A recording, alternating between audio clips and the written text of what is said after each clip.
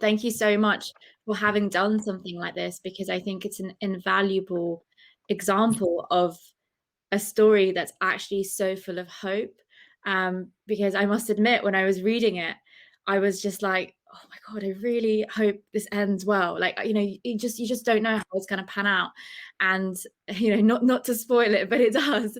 And I was just so pleased for you. And it made me feel like this is going to be great for people who need to see that example in a very heteronormative society, and especially if they're marginalized and in their communities, you know, the lives they can lead are very heteronormative. And yes, by the age of 18, they'll be, getting married and thinking about what their mother-in-law wants and all of these things. So it was just so refreshing.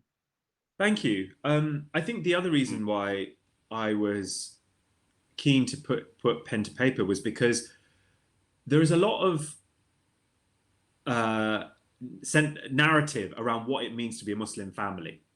And it was so important to me to tell a story where you're not feeding that narrative. Mm. The Guardian did a review of the book, and I was in floods of tears because, I mean, first of all, I think it's the guy who wrote it, or whoever wrote it, is a better writer than me, and I was just like, wow. But also because they really struck the heart of what I was trying to get at. What the Guardian said was that this isn't a book. This book departs from the kind of tired trope of immigrant child has to get away from family in order to find a space in the world. Mm. This was the opposite. And I don't think there are any spoilers. But it was really important for me to do that because I wanted to be able to tell a different story of what it means to be a Muslim in this country.